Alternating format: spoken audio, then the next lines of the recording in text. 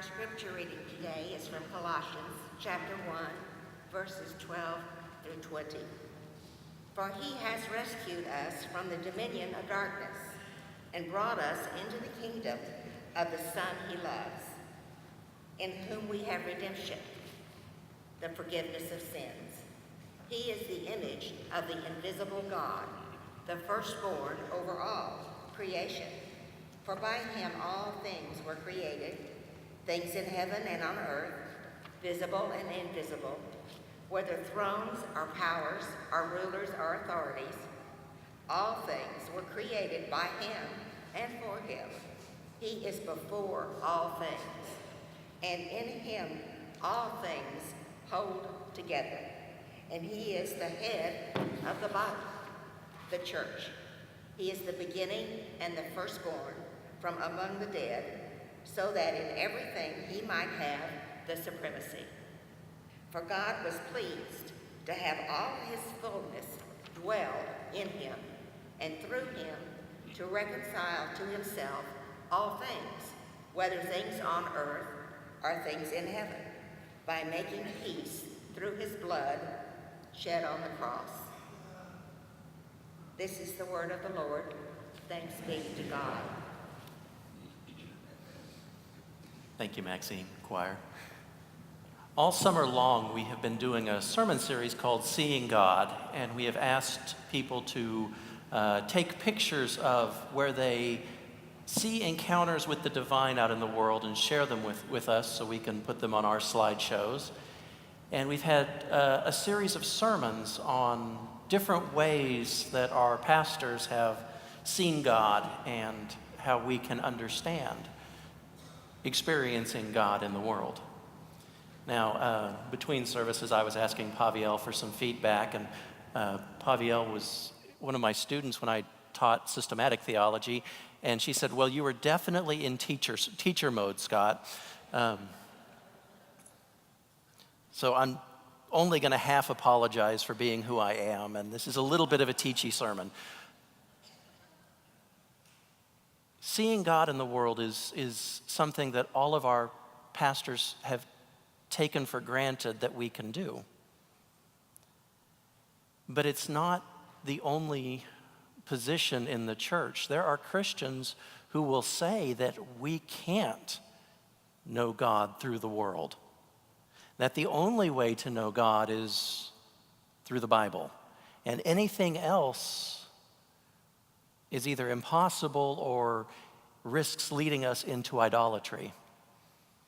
And so teacher mode Scott wants to take a moment and take a breath and understand why it is that Clayton and April and Dan and JB all just assumed that we can see God in the world. So I actually agree with them, but I got to be who I am. So every now and then, Sunday school classes will ask me to come teach.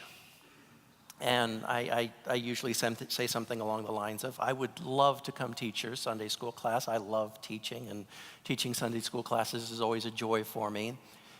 What would you like for me to talk about? And they always say, oh, whatever you want. And I say, no. What I want to talk about is some stuffy 4th century Latin thing that no one cares about. What would you like me to talk about? And they always say, well, just talk about yourself. And I just say, oh, God, I have to live with that guy. He's the most boring thing I know. Anything else? And so usually after several rounds of back and forth, they come up with a topic. Or if they can't come up with the topic, I'll say, well, why don't we do a quod libet? And they say, what's that? And I say, well, that's Latin for stump the chump. So what happens is I will come to your class and we'll just open the floor up and we'll talk about whatever the room wants to talk about at that time. And sometimes we have great, really deep conversations that make me look brilliant, and sometimes they stump the chump. The last time that I did one of these, they had sent me in advance about 5 or 6 questions. And so I looked them over and said, oh yeah, we can do that. That's no problem. And in the course of the class, the conversation was so rich that we only made it through 2 or 3. The last question on the list, however, was the one that I wanted to answer, but we ran out of time before we got there. And that question was simply, were the early Methodists influenced by the mystics? Were the early Methodists influenced by the mystics? Yes. Class dismissed. It depends on what you mean by mystic. Class not dismissed. We got a lot of work to do. Growing up, when I heard the word mystic, right, it's one of these words that we use, but we don't know what it means. Anybody guilty of that?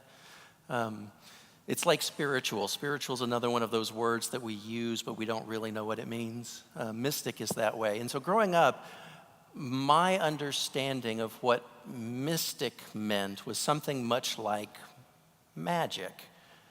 A person who was a mystic was a guy, always a guy, usually bad facial hair and a turban.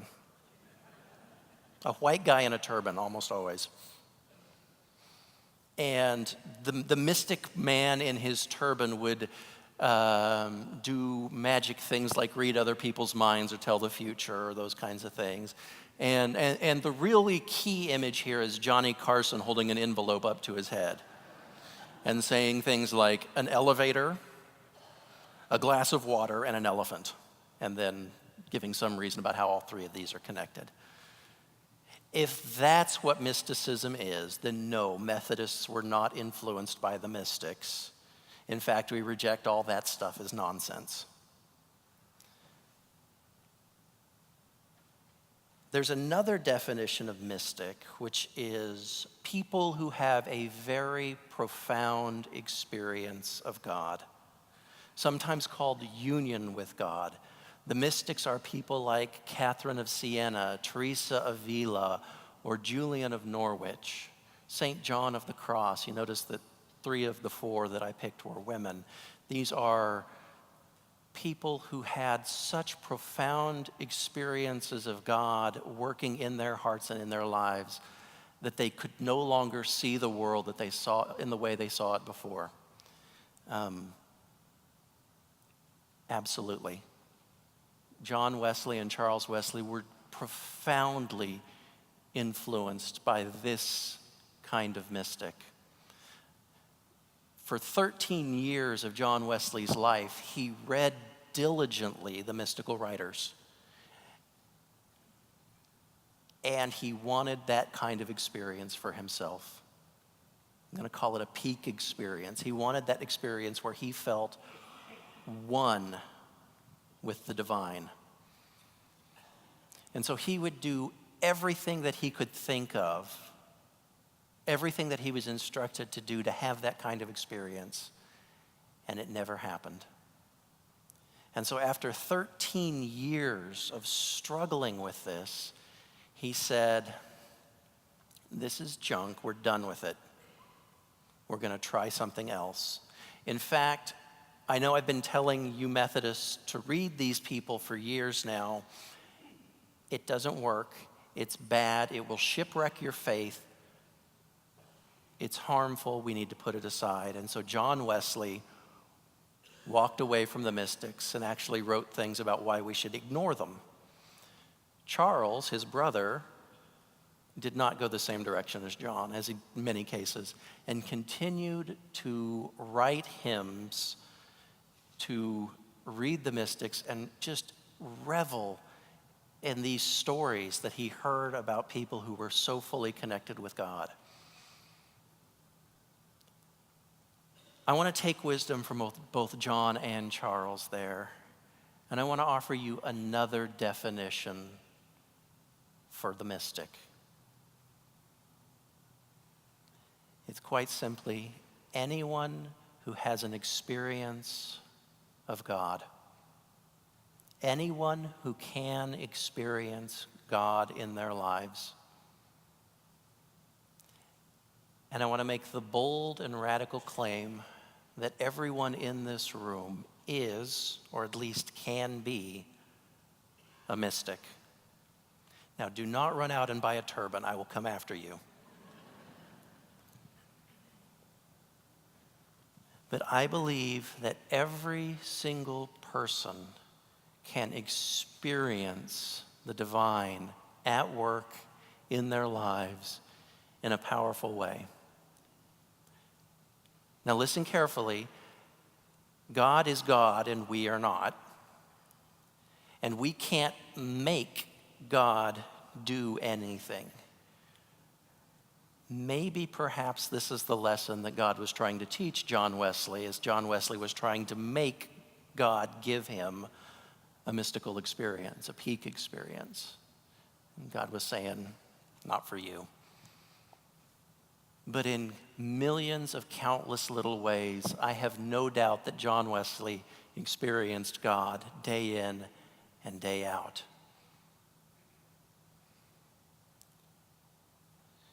Part of the problem that with mysticism, especially everyday mysticism as I'm spelling it out, is that sometimes people mistake things that aren't mystical experiences for mystical experiences.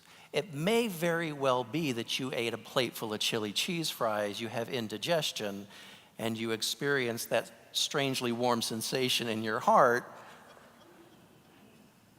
as something other than heartburn. It might just be heartburn. And so after struggling with trying to find a way of discerning what is a mystical experience from what is just eating something you probably shouldn't have, John Wesley came across our scripture reading for today. And in it, St. Paul says that Jesus, the Christ, is the image of the invisible God.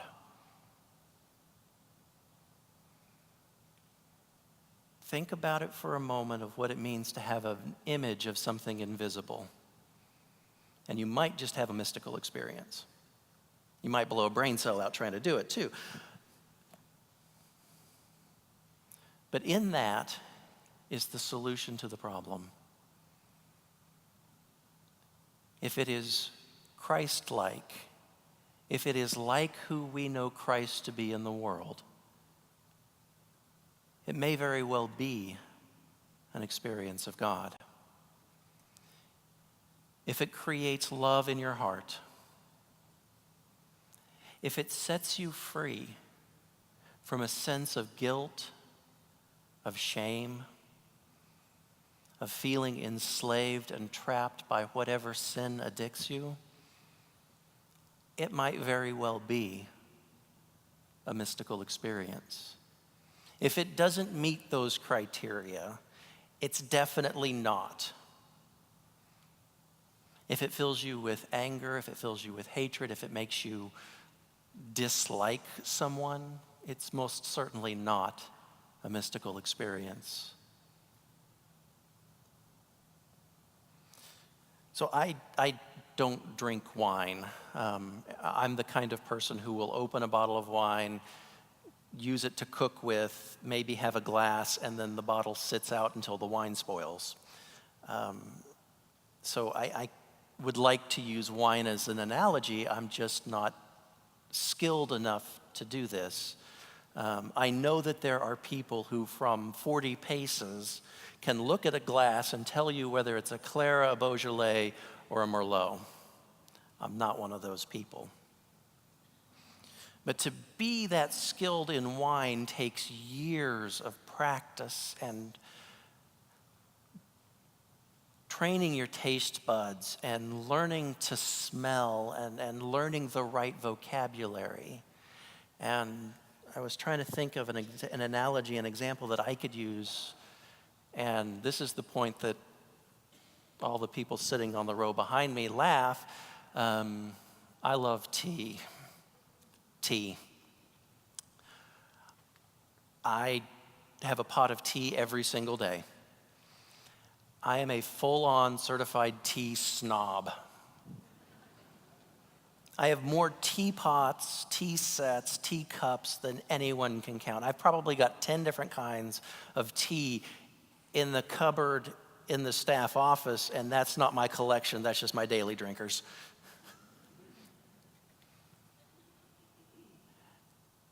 I can tell you, you put a cup of tea in front of me, by one sniff, I can tell you what continent the tea leaves were grown on.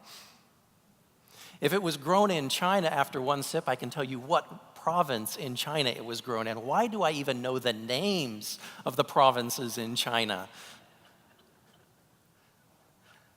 If it's certain kinds of tea, I can tell you what time of year the leaves were harvested. This is not an interesting party trick. I'm not bragging. I'm really mostly complaining about my obsession here.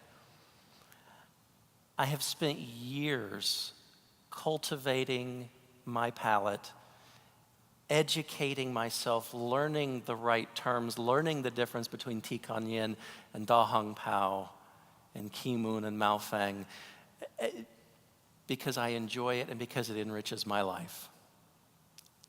Does nothing for anyone else, right? Most people just want their Lipton and call it good. I understand and respect that, right? You put a cup of Lipton in front of me, I'll probably drink it, but I am not going to like it. This service definitely not sponsored by Lipton. But it took years, right? It took decades for me to develop this sense.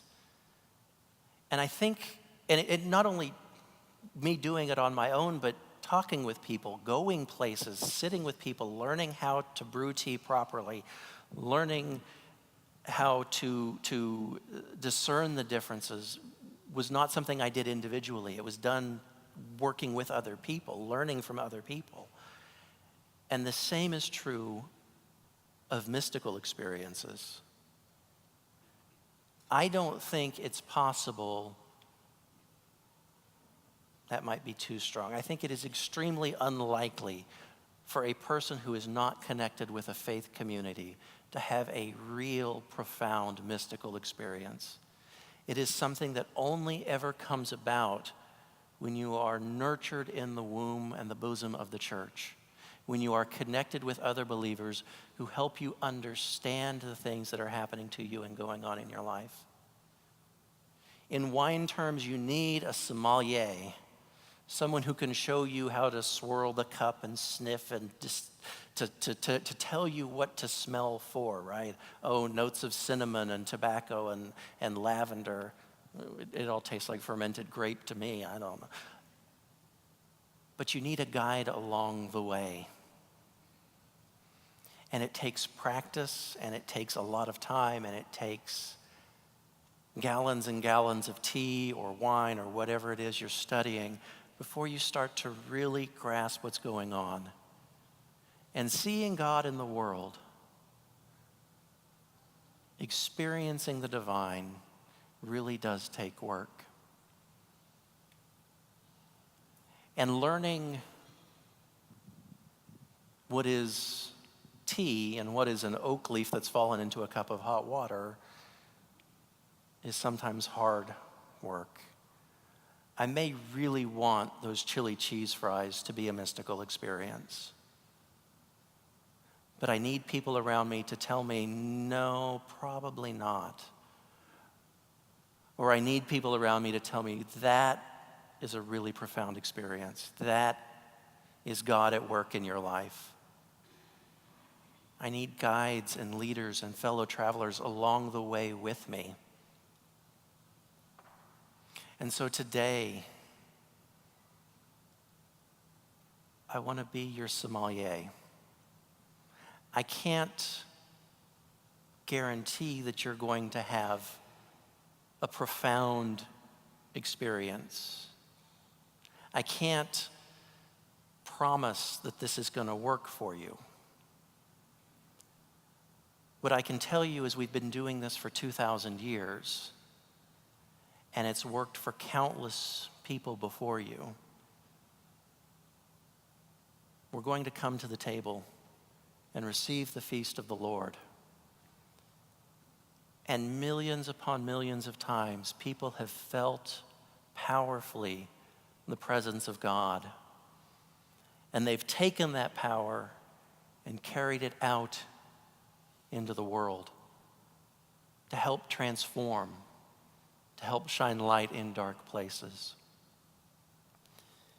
I'm going to assume that almost everyone here has done this at least once before. Most of us have had a glass of wine or a cup of tea before. But I want this time to be different. I want this time for you to go slowly and to savor, to use all your senses, to see what's going on around you, to smell, to taste, to touch, and to listen. When you come forward, you'll kneel or stand at the rail as you've done, many of you probably many times, some of you maybe for the first time. Most of you already hold your hands out to receive. A few of you grasp. Today I would encourage you to receive the bread. Take the time to feel it in your hand. Let the server, let the pastor place it in your hand. Just hold it. And as you come forward, as you kneel, I want you to hope. Fill your heart with hope. And next, I want you to expect. I want you to expect that God will be present for you. And I've said that wrong, and all of my students are coming after me for saying what I always tell them not to say. God's already there. Don't expect God to be there. God's already there. Expect that this time you will feel God's presence.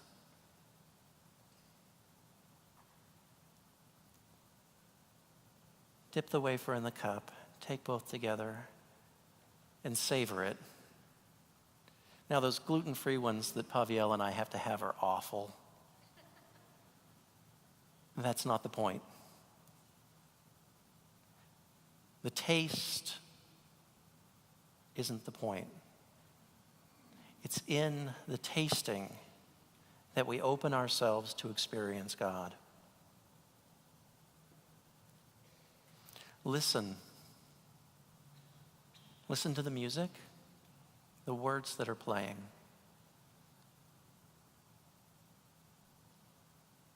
Listen to the people around you. Listen to the quiet, to the stillness. I can't promise that you're going to have a peak experience. Probably not. Can't promise you're even going to get goosebumps down your spine. Maybe. But open yourself. Hope and expect. And then acknowledge that whatever you are given in that moment, that is your responsibility, your duty, to take that out into the world and share it. This is something the church has been doing for 2,000 years, and we continue to do it for two reasons. First, because Jesus said, do this. Right? In a lot of churches, the banner will say, in remembrance of me. We got the wrong words there. It needs to say, do this. We do this because Jesus says to do this, and we do this because it works. We experience God in these delicate and gentle moments. We see God. And so I invite you, come and celebrate seeing God. Amen.